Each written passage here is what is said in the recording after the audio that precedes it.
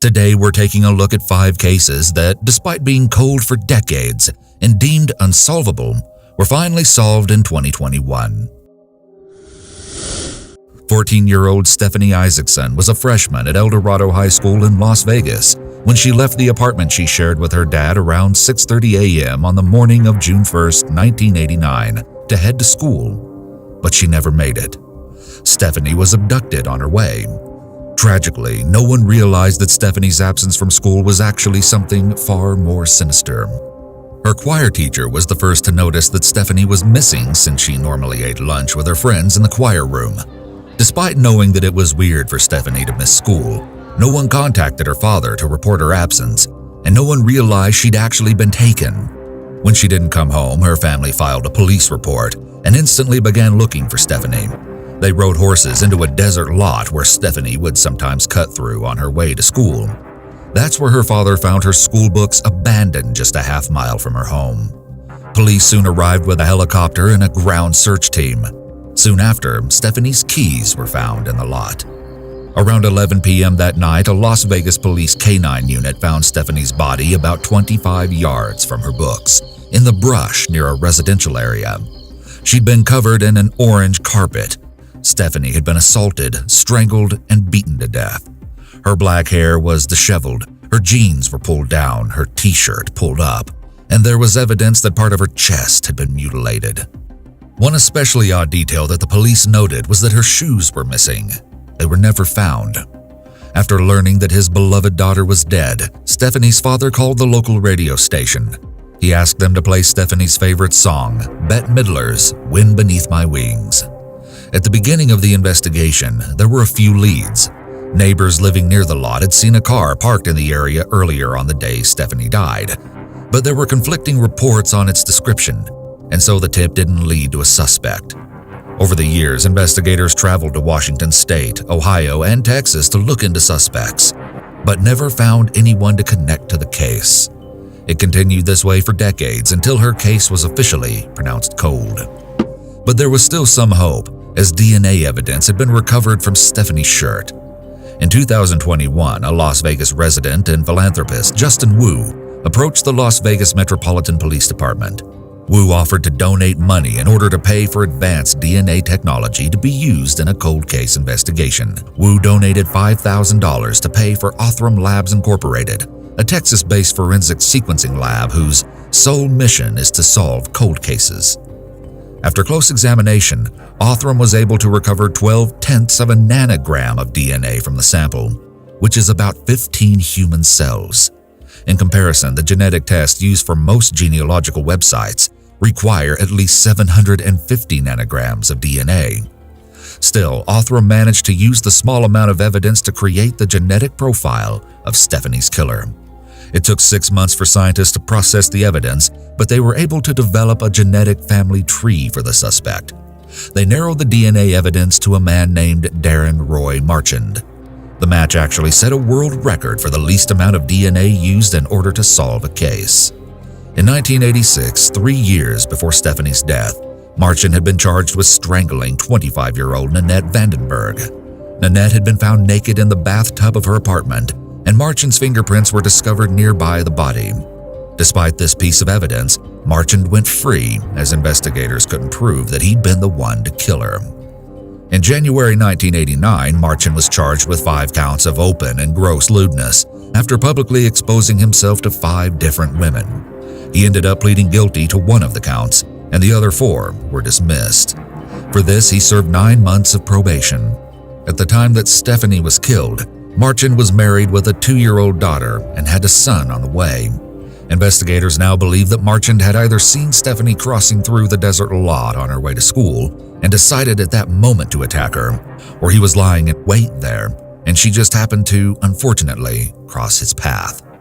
After Marchand was connected to Stephanie's case in 2021, investigators compared the DNA found of Nanette and discovered it matched Marchand. Stephanie's killer managed to evade justice as Marchand, at 29 years old, took his own life 6 years after her death. Our second cold case. Despite being different from our previous case in many ways, they share 2 very important similarities. They both happened in Las Vegas, Nevada, and they were both solved thanks to the same philanthropist. 16-year-old Kim Bryant was reported missing on January 26, 1979, when she didn't come home after school. The last place she was spotted was at a Dairy Queen. Kim had apparently called her boyfriend at 10 a.m. to get a ride home from the restaurant, which was across the street from her school. He drove to the Dairy Queen to pick her up, but when he arrived around 10:45 a.m., Kim was no longer there. When she was eventually reported missing, her boyfriend went to the police to tell them what he knew. A search began for the teenage girl, but nothing turned up until 5 days later, when her backpack was found abandoned with her purse, gym clothes, and books. But still, there were no clues to what had happened to Kim. Tragically, her body wasn't discovered for almost a month after she'd gone missing, though her family and police had continued looking for her that entire time. 3 children found her body as they played in a desert area. On closer inspection, police determined that there was evidence that she'd been assaulted before she died. DNA evidence from a suspect, including semen, was found on her body. But unlike today, the technology to use this evidence simply didn't exist in 1979. And like many cases at the time, police struggled for years to identify a suspect in Kim's death. Those years turned into decades, and Kim's case officially went cold. That is, until it took a surprising turn. Justin Wu once again offered to pay for a lab to review the DNA evidence of a cold case. Wu's donation was used to pay for Othram Labs to look into Kim's 42-year-old homicide case. At the end of November 2021, Othram had completed genome sequencing to analyze the DNA evidence left on Kim's body. They took the sample and compared it across the various genealogical websites. It was then that the first break in this cold case came. There was a match to a relative of the suspect. The lab contacted this relative, who agreed to give a second sample for testing. With this sample, they found a match to a man named Johnny Blake Peterson. Hearing the suspect's name, police revealed that they were shocked that Peterson matched the DNA sample. As you might be surprised to learn, he'd never been on the radar as a suspect. The sample was also verified by testing done by the Las Vegas Police Department's forensic lab. Now, Peterson had a criminal history. He had previously been arrested for assault in April 1980, but the case was eventually dismissed. Peterson would have been 19 at the time that Kim was killed. With this new information, investigators have now been able to piece together more of the story about what might have happened to Kim.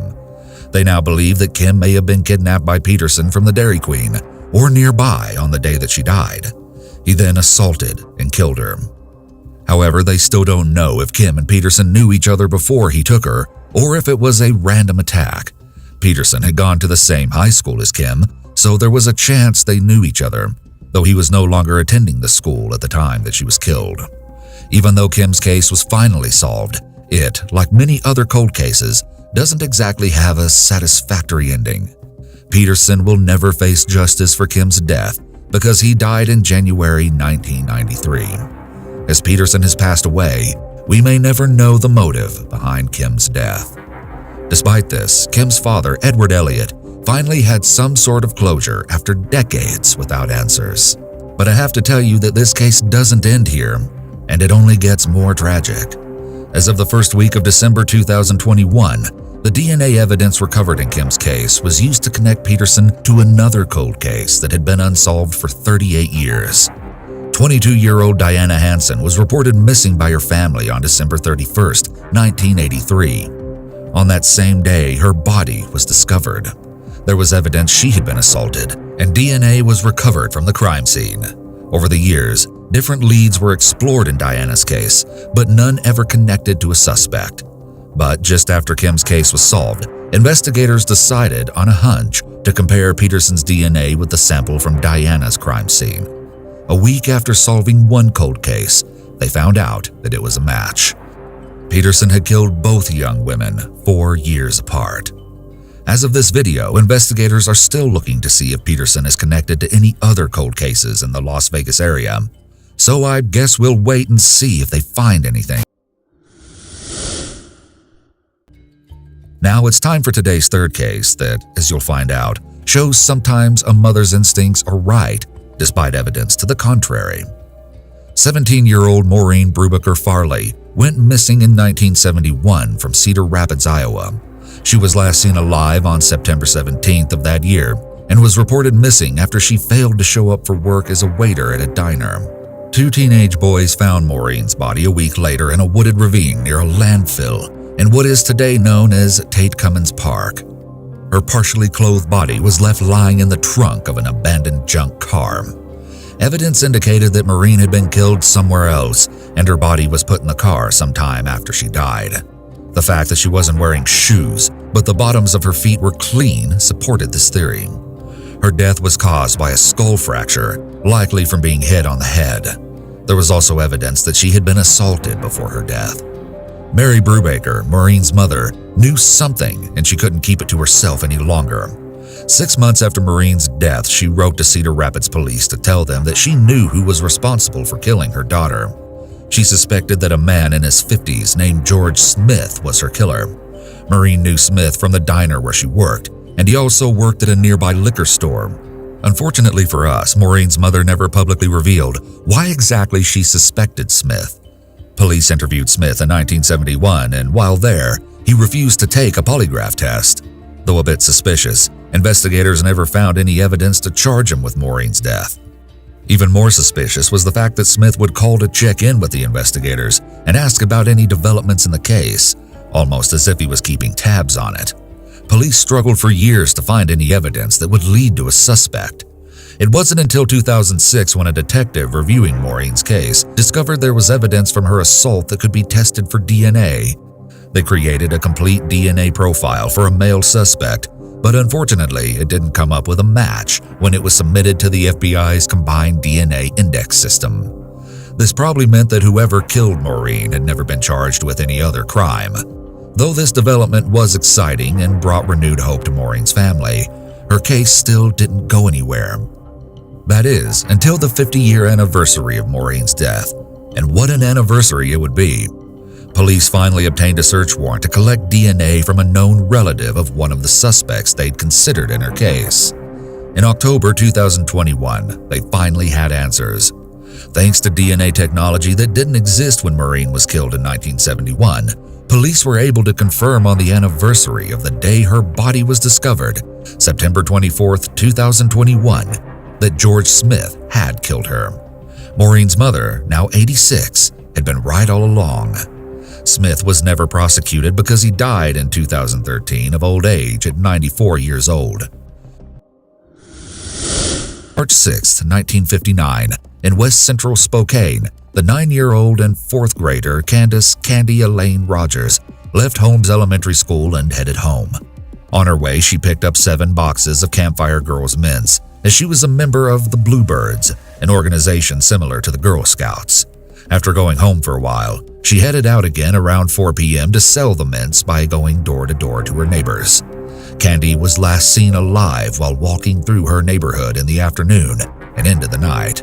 Because it wasn't at all unusual to see children walking outside alone in the 50s, no one could be sure when they realized Candy was no longer there. You see, at this time, many people couldn't fathom that something horrible could happen to a child in a safe neighborhood. Everyone assumed Candy had simply gone back home, but she hadn't. Her mother, as most mothers do, had asked Candy to be home before it got dark, around 5:45. When she didn't make it back, her entire family, mother, grandfather, friends, and neighbors headed out to find her. But they couldn't find her. They called the police, who joined the search around 8 p.m. By 9 p.m., 6 of Candy's 7 mint boxes were found abandoned on the street. She'd probably sold the 7th box.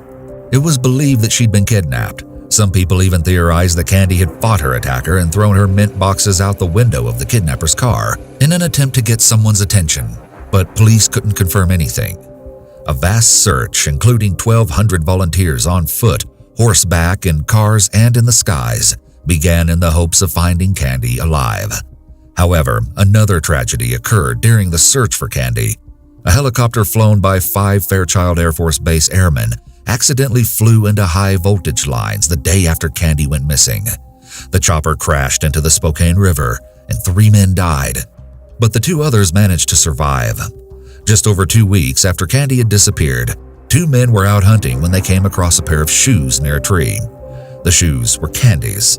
The next day, 16 days after she'd gone missing, Candy's body was found under a pile of pine needles where the hunters had seen her shoes.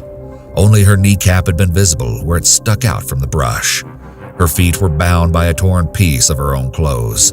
She'd been assaulted, brutally attacked, and strangled with another piece of her clothing. Candy's shocking kidnapping and horrific death had an enormous impact on more than just her friends and family, who were devastated by the loss. The community of Spokane was rocked as a whole, and parents began changing how late they let their children be outside because of fear of what happened to Candy. They also became warier of strangers. During the early 1960s, there were a few leads in her case, including suspicions that the serial killer Hugh Bryant Morse, who killed 4 women, 2 of who were from Spokane, was possibly involved in Candy's death. But the reason for this suspicion was odd. Morse was known to like grape-flavored gum, and one of the detectives made a note that a stain on Candy's clothes looked like it was from gum and seemed to smell like grape. No other connection was ever found. Morse denied killing Candy, and eventually, Morse's DNA was tested against the stain and didn't match. After this, Candy's case went cold. Sometimes it takes a long time for pieces of evidence to come together, and that's exactly what happened with this case. Over 40 years after she'd been killed, investigators were finally able to collect enough bodily fluids from Candy's clothing in order to get a DNA sample. Though they used it to eliminate one of their suspects, as the sample wasn't a match, it didn't also match anyone in a federal database. Following 6 decades as an unsolved cold case, investigators referred to Candy's death as the Mount Everest of cold cases. They feared that it would never be solved. Waiting until technology had advanced enough, investigators reached out in 2020 to a lab to try again and put a name to the DNA sample. But the lab said the sample was too old and degraded, so they couldn't work with it. Still, investigators didn't give up. In 2021, police used the services of a lab that specialized in analyzing degraded DNA evidence, the same Othram labs used in Kim and Stephanie's cases, to create a profile for a suspect. The lab did what no one else had been able to do. They narrowed down the suspect to 3 brothers. The daughter of one of the brothers heard that her father was a suspect in Candy's case and offered to give a DNA sample to help narrow down the search. It was determined that her DNA was 2.9 million times more likely to be a genealogical match to the sample than a random person. The suspect's body was then exhumed in order to confirm the DNA. John Ray Hoff, who'd been 19 at the time of Candy's death, was named as her killer. The result was a surprise to everyone. His name had never made it onto a list of suspects and hadn't even been mentioned by anyone police had investigated over the years. Without the DNA, he would never have been connected to Candy's death. Hoff took his own life in 1970 when he shot himself in the head at 31 years old. He had a history of issues with the law. When he was 16 in 1955, he ran away from a state boys training camp. After he was captured, he joined the military. Around the time that he died, his military records revealed that Hoff was living only 1 mile south of Candy's house. 2 years after Candy was killed, Hoff was arrested for assaulting a woman and was in jail for 6 months. Sadly, because it took 62 years to solve Candy's case and find her killer, both of her parents had died and will never know who killed their young daughter. On September 28, 1974, in Reynoldsburg, Ohio, 15-year-old Lori Nesson went to a high school football game. After the game, she hung out at a house party before walking home alone around midnight. This was the last time anyone saw her alive. Lori's naked body was found where it had been left, lying on the side of a road, while her clothing was discovered scattered across a few miles. Despite the odd circumstances surrounding her death, Lori's cause of death was ruled as undetermined by a coroner. Her case, like so many others eliminated by the technology of the time, went cold with no leads and no answers.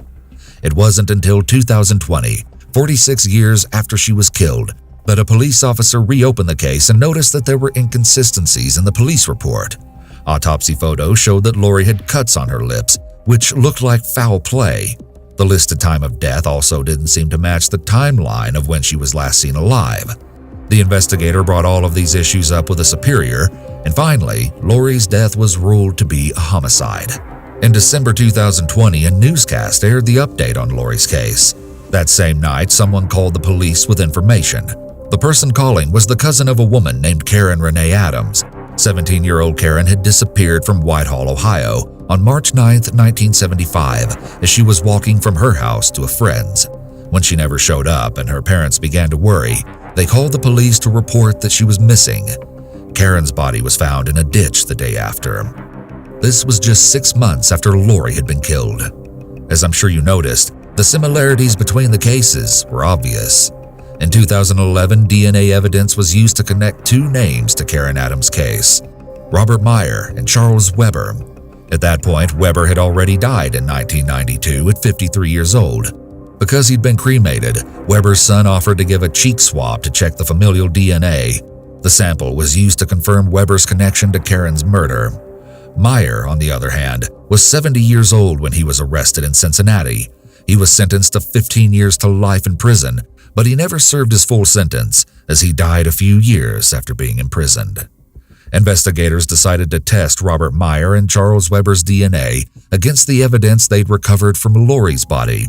In 2021, they were both connected to Lori's killing. Meyer and Weber had a history of criminal activity, which resulted in them both spending time in the old Ohio penitentiary during the 1960s, which is where they met.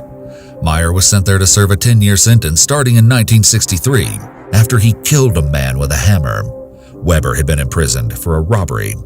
The 2 men must have bonded while in the penitentiary, because after they were released, they moved in together in 1974 and lived in Whitehall, Ohio. While there, the 2 men were known to drink and drive around the city, where they often approached women who were on their own. Investigators speculate that this is what may have happened to both Lori and Karen.